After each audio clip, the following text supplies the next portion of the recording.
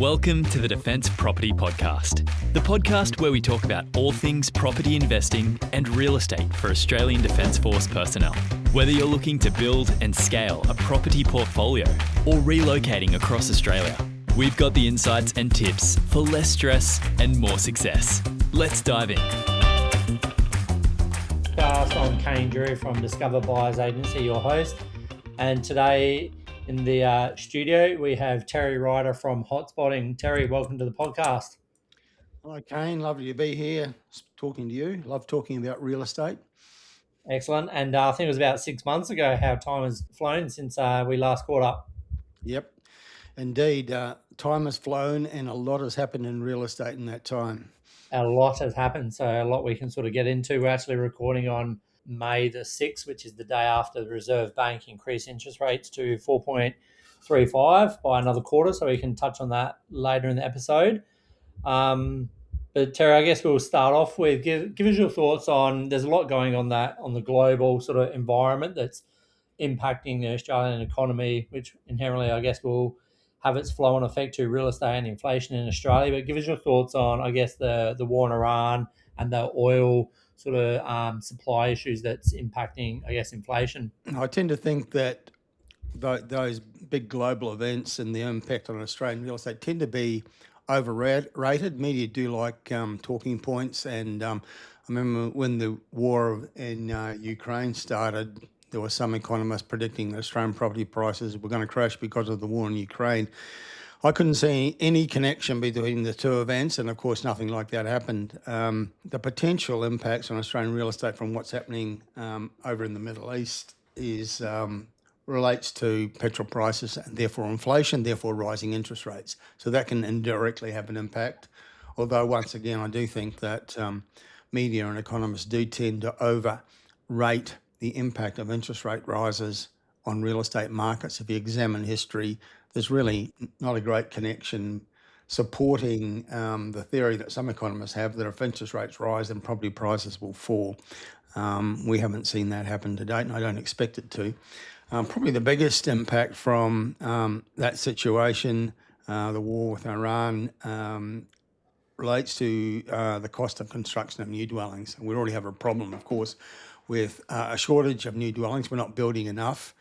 Haven't been for years, and one of the big problems is how much it costs to build new homes in Australia these days for reasons of bureaucracy and taxation, layers of compliance, how long it takes, how long it costs, and higher petrol prices is going to just add to the cost of construction, so that's going to have an impact. And how long could this potentially last for? Because we have increasing, obviously fuel is involved in groceries and delivery and transport around Australia. It just flows through to so many different industry roles and types. Does that just flow on to property prices? Obviously that's inflation of the cost of living and everything in Australia, but will that flow into property prices as well, that inflation? Or is it more of a high street versus a sort of consumer inflation? Look, I don't think the impact from that directly is terribly great. It may take some people out of the market who are already at a bit of a pivot point in terms of the cost of living and where interest rates are at, and this latest interest rate rise caused by rising inflation will take some people out of the market.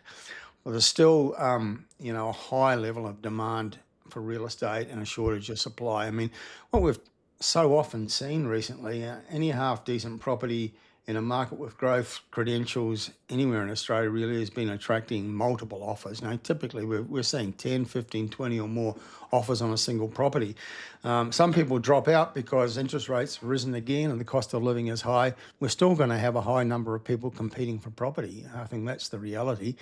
We're seeing potential moves from the federal government trying to dampen demand, it seems, from investors, but we're still going to have very high demand from home buyers, particularly first home buyers, who are massively boosted by state and federal schemes. So high demand is going to remain regardless of all these things. And so because of that and the shortage of listings, the shortage of rental properties, the lack of new construction, we're still going to see prices rising, I think. There's a few good points to touch on there. Like obviously increasing the interest rates. If someone's been saving for their first home for the last 2, 3, 4, 5 years, all of a sudden an interest rate increase or even 2 or 3 doesn't automatically just they don't just change their mindset and say, well, I'm not buying a home now. It just prices everyone down further to create more competition at that lower price quartile and regionals, which we've seen as the theme of growth where regionals and the lower quartile properties have outperformed the capitals and the higher price points. Yeah, I think it's true, Kane, that when we have interest rate rises and it affects people's borrowing capacity, um, it doesn't take them out of the market necessarily as investors, but it redirects where they place their attention. And I know some of the material you've put out recently making the point that a lot of people are focused on that lower end of the market, both home buyers and investors, like the sub 700,000 market. There's actually increasingly we're seeing fewer and fewer properties available in that price range, so it's going to I think increase the intensity of competition in those lower price ranges, which are harder to find these days. And ultimately, you could make an argument that interest rate cycles, there's always like war in Iran, there was Iraq and Afghanistan. They're all sort of events, but ultimately, does it always just come down to our population grows to the tune of 300,000 to 400,000 per year with only new dwellings in Australia? Is it sitting at around 150,000 new dwellings? Is that the bigger, and that's a compounding gap? Yeah. Is that ultimately what it comes down to in Australia? Well, it does. It really comes down to local conditions. There can be some impact, but not major impact from world events. And I refer again to those dire predictions about what would happen to Australian real estate because of the conflict between Ukraine and Russia, and it really had no impact at all. Whenever there is major global economic disruption, we often do get economists forecasting major impact on prices in Australia. It never seems to happen that way, and I think it's because local events are far more influential. It really comes down to the reality that in Australia we have very high demand for various reasons. We have, and you touched on overseas migration as a factor, and a very big factor in that. So we've had very high population growth boosted by overseas migration. We've had stimulus for first-home buyers from the federal government. We also have a very big, huge, unprecedented level of new infrastructure development happening around Australia, and that creates massive real estate demand in the areas where it's happening. So lots of things stimulating buyer demand at a time where we have very low supply, and we just haven't been building for many years enough new homes to keep up with that population growth and the general demand that's in Australia for real estate. So it sounds simplistic, but the supply-demand equation is the reason why we have rising prices and rising rents, and the war in Iran isn't really changing that to any great degree. So, like last year, when the government, in all of their wisdom, increased the property price for the first home guarantee scheme, and then essentially removed the income restriction to access the scheme, all that's doing is stimulating that demand side. When unless we reduce international migration, like the issues ultimately on the supply side that we can't build enough new dwellings. Do they just ignore that fact? Is there too much red tape in the construction industry? Like, what's the solution to build more dwellings in Australia? Well, it's the key factor. Now, there's a lot of debate about the housing crisis, and politicians sort of tinker around the edges of it, both at a federal and state level, and they never actually make any meaningful decisions to improve the situation. Most of the decisions they take and policies they implement make it worse, not better. So, 4 years into Albanese's reign as Prime Minister, they haven't moved a dial 1 degree on the housing crisis. If they've moved it at all, they've made it worse by stimulating buyer demand through high levels of migration and stimulus for first home buyers. And also the big infrastructure spend that I referred to previously, but not balancing the equation with high levels of new supply. And we're at a state in Australia where, and a stage in Australia where it's very difficult to produce the supply that we need because it takes so long to do it and it's so incredibly costly to do it. And layers of compliance, bureaucracy, taxes, they've made it, uh, they've taken Australia to the point where we have builders and developers with approvals to build stuff, but they're not building it because it's not financially viable. It just So doesn't land stack. banking is more profitable. What's that? Land banking becomes more profitable where they just buy the site and sit on the project. Yeah. Well, I mean, these are people who make a lot of money when they typically when they build new housing or apartment buildings. Yep. The fact that they're not doing it suggests that there's something wrong in the system, and there is. The system is broken. We've got to the point where it's unviable, and we're seeing more and more information coming through out of the market that builders and developers have the approvals they need to go ahead. But if they go ahead, the cost of creating the new product is so high the market won't be able to pay the price that they would have to charge to have a profitable development. So they're just not doing it. So with yesterday's rate increase of a quarter, would you say it's fairly consistent across a broad range of economists that we could expect another maybe 1 to 3, with 2 being the most common sort of estimate quarter rises for the rest of the year? It's certainly looking that way. Look, the war in Iran and what it's done to petrol prices has been a big factor for inflation. But the point that Michelle Bullock, the Reserve Bank governor, is making is that rising inflation was already in the system before that war broke out. So it was highly likely we were going to get interest rate rises anyway. And what she's hinting at is very high levels of government spending has been a big factor. In fact, unusually for her, she did put out a fairly strong, though slightly veiled warning to the federal government that they continue to pump up consumer demand through populist policies, in the upcoming federal budget.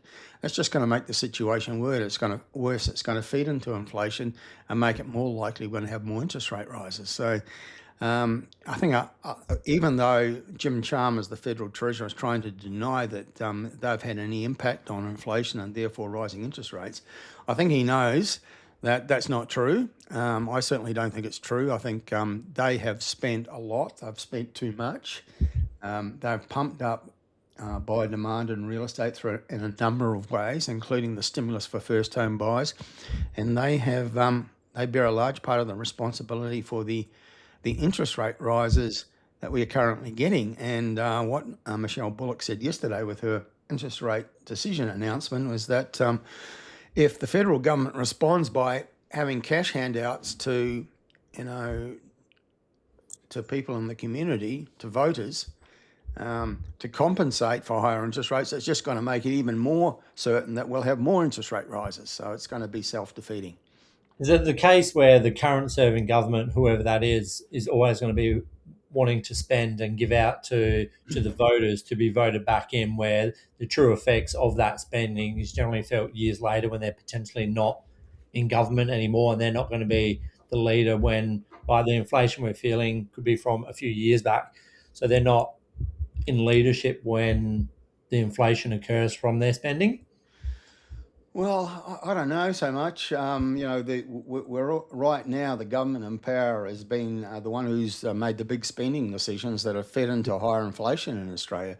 They have certainly, at the last federal election, a number of populist policies which have increased government spending and consumer spending, and particularly there was the stimulus for first home buyers, which so many analysts and commentators have strongly expressed opposition to, suggesting that's the biggest single reason why we're seeing prices continuing to rise, particularly at that lower end of the market. And in the meanwhile, the federal government seems to be scapegoating investors and therefore targeting capital gains tax and negative gearing supposedly as a measure to redress that. But really, that's not where the big uplift in demand is coming from. It's coming from home buyers, both as a result of certain measures taken by the federal government. Well, on those two proposed policy changes, there was the capital gains tax, reducing it from 50 to 33 or potentially 25. It's obviously not legislated yet, but from what I'm hearing, 33 seems to be more common. And then limiting negative gearing to two properties. Is it just another case where, like, in my thoughts, if you are a property investor, generally not many property investors in Australia have more than two. So, like, of 100 properties in Australia, 66 own occupiers. So we're down to a third. And of that one third of property investors that own, property as an investment, not many would have more than two. So there's a very small impact on the overall investors. Yeah. Is it just a case? And then people that potentially have three or four or five properties, a lot of them are held in other entities anyway, where there's no Yeah. actual negative gearing benefit. So is this? And then when we come to the capital gains tax, again, the longer you hold it, arguably the less impactful it's going to be. It's going to impact the flippers and the short term investors.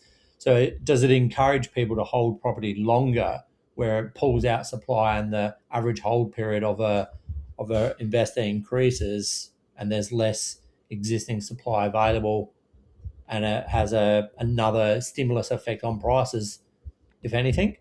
Yeah, I think that's a potentially a scenario that could evolve.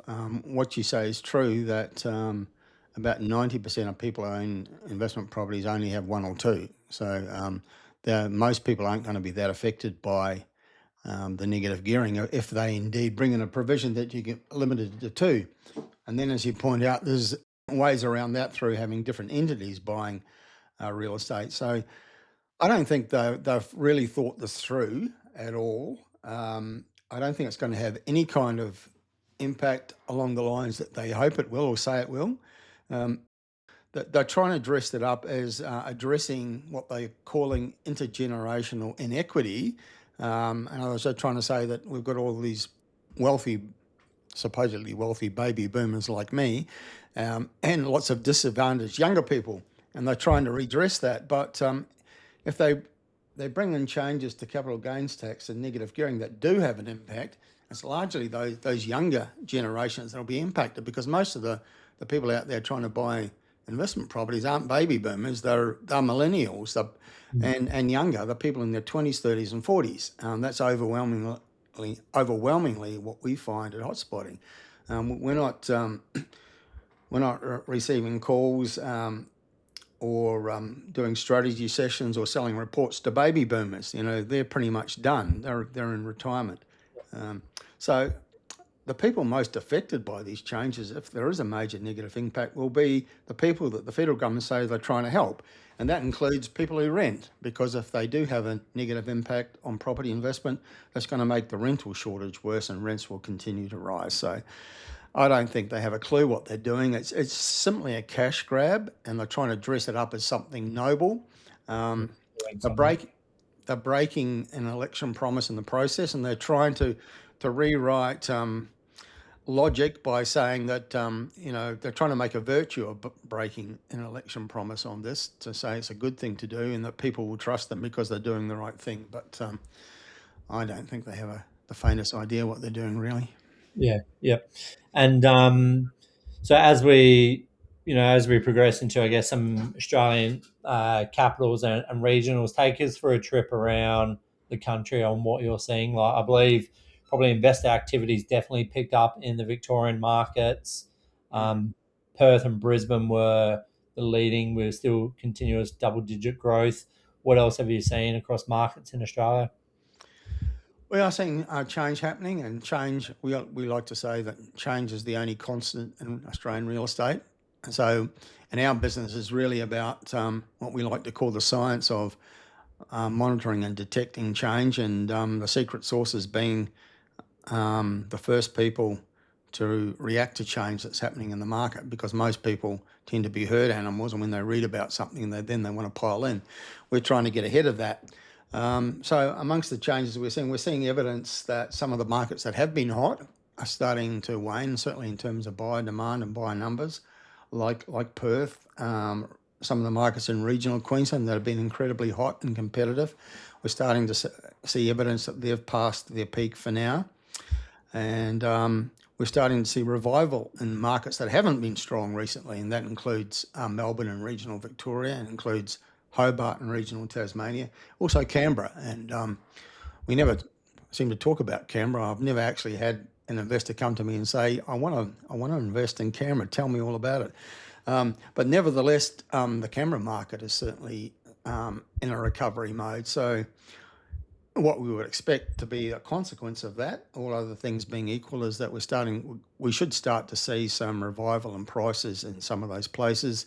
And I would suggest probably in regional Victoria, where there's, as you have pointed out, there's a lot of people out there, both investors and home buyers, targeting those lower price ranges. There's not many places where you can buy houses in the 400,000 or 500,000 with prospects for growth, but regional Victoria does provide that at the moment, and so we're starting to see an uplift in investor interest in those markets. And what caution, if any, would you give to investors or home buyers in Canberra? A lot of the military audience that would listen to this would get posted through the Canberra market at some point in their career, being that it's a territory where you don't actually own the land. You have the 99-year lease. I generally hear two sides of it, where it's nothing to be concerned with, where other people would avoid buying there for that reason. What's your thoughts there? Yeah, I mean, a 99-year lease, that's pretty much, in effect, that's the same thing, isn't it? I really don't know whether that deters people. It's just, I don't think Canberra's just not terribly sexy, and it doesn't seem to ever sort of feature really strongly in the growth markets. Now, we've seen cycles where obviously Perth has been shown fantastic growth, regional Western Australia, Adelaide's done really well for the past 5 years and continues to be strong. But Canberra never seems to be up there. It seems to be solid, but it never, in my experience, has been a boom market. And it's an unusual place, isn't it, Canberra? It's like a design city, and it's the city that's full of politicians and bureaucrats. And I don't think I've ever heard anybody say, "Look, I'm moving to Canberra because I think it's fantastic and I want to go and live there." Mainly, people will go there because they're posted there with their careers, mate, whether it's military or government. But in fact, one of my girls is about to leave Brisbane and go and live in Canberra because she's got a job there, which is related to politics. But I don't think she particularly wants to live in Canberra.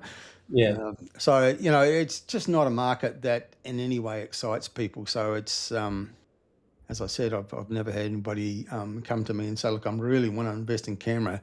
Can you help me?" I think there's a lot of comparables to draw with Darwin as well. It seems to be a love-hate sort of town. It's probably not so much on a career basis, but more of a lifestyle, where people that love it love that lifestyle.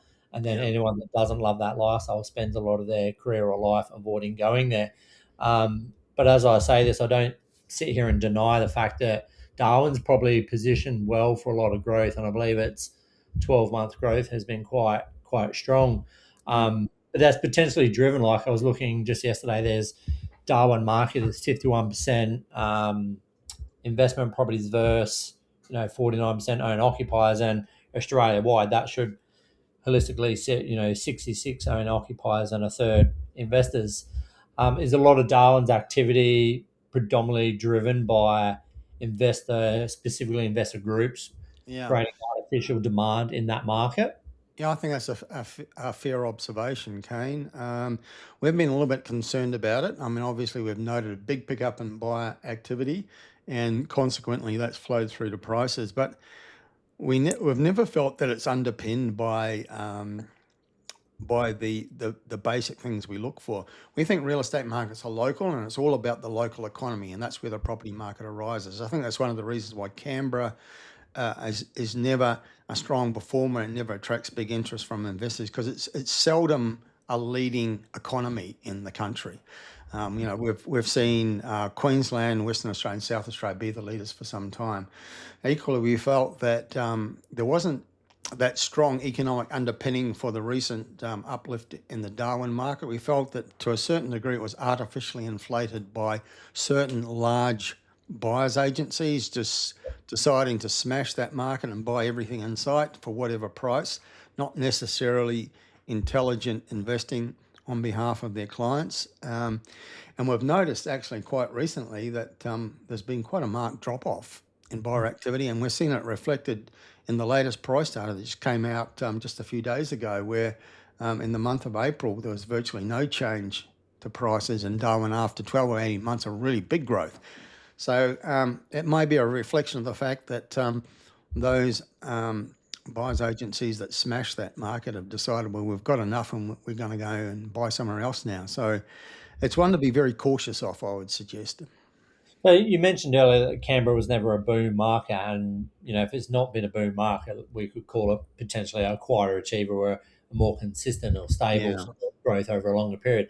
If Darwin is this sort of pump environment off the back of some large property groups, if you're sitting on property owning there, would you expect to be exposed to a future long, flatter, like plateau period where it might not be a boom and bust, but definitely a boom and a very long 15-year period of little to no growth, Yeah. similar to like a Townsville from 07 to 2020? Yeah, there is that concern. I don't know whether it would be 15 years, but we have seen in the recent past that Darwin hasn't performed.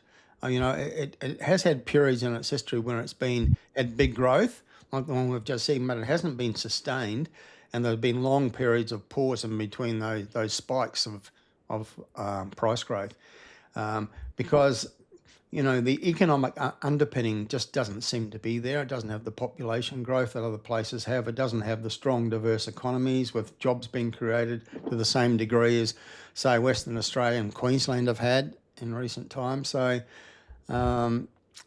it could be a short, sharp boom for Darwin, and then it fades, and prices might be dormant for a period, as you're suggesting. Interesting. And can I throw a couple of areas at you, but maybe like the Maitland and Newcastle region, and get your thoughts? Obviously, Newcastle is a bit of an Air Force. There's an Air Force barracks there. Yeah. Just to hear some commentary. Yeah, well, generally speaking, there are some regional markets that in Australia that I feel like, I hesitate to say the word always, but really, you feel that they will always be strong places to own real estate because they're just such strong cities with great economies. Like I think Toowoomba in Queensland is one of those places, but Newcastle certainly is. Wollongong's another one, but Newcastle has it's a very large city. It's larger than some of our capital cities. Yep. It's got a very strong economy, and you mentioned the Air Force Base. That's part of its economy. It's got an incredibly important export port. It's got a very important airport working in conjunction with the Air Force. It's got a lot of strength to its economy, and that sort of feeds out into the Hunter region, where there's so many diverse activities. You've got resources activity, you've got you've got tourism, you've got wine country, you've got horse country. There's so many things happening. There's a lot of big infrastructure projects happening in Newcastle and the Hunter region, sufficient to make me feel confident that if someone was to buy real estate in Newcastle or the Hunter region today, in 5 years' time and in 10 years' time, they're probably very happy that they did it. Excellent. And fairly short and sharp with lots of value there today. But as we sort of come to a close, Terry, what final thoughts to share on real estate in Australia over the next sort of 6 months, and hopefully to have you back on? Yeah, look, I think people need to be research based, not media soundbite driven. I think too many people are. They're reactive to sound bites and headlines, and it leads them to make bad decisions. There's a lot of misinformation in Australian media about real estate. We're seeing it all the time. Overreaction to short-term price data, for example. It's important to have access to real research and to have good advice. I think if I could pinpoint what distinguishes the people I know who have been really successful with property investment from those who have had mediocre results or poor results, is that the successful people are willing to spend money on information and advice. They're willing to invest in, say, for example, a buyer's agent, someone like yourself, to have someone who's a professional with experience and knowledge on their team, another set of eyes looking at what they're looking at doing. Now, whenever I buy real estate, even though I've got 40 plus years experience, I figure I probably know more about this than most people do, but I always engage a buyer's agent, and it saves me time. But I also like to have another set of eyes on what I'm doing, another perspective, because I'm not stupid enough to think that I know everything about real estate. So I think that's really important, to be willing to invest a small amount of money on advice and information, because what you'll get back in capital growth, if you do it right, is going to be way more than you've spent up front. So I think that's the most important lesson. Yep, excellent. Well, thanks for joining us today. I'm sure it's been very insightful for the audience. That's Terry Ryder from Hotspotting. Where can people find you if they want to look you up?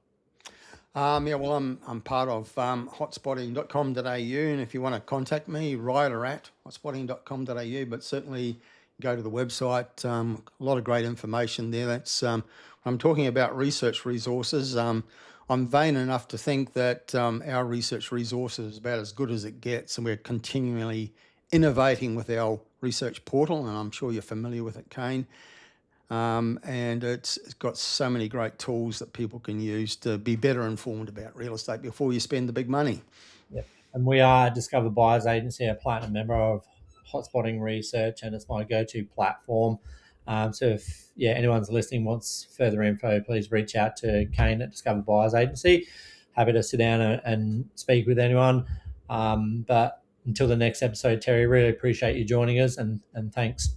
Okay, Kane, always a pleasure to talk to you about real estate.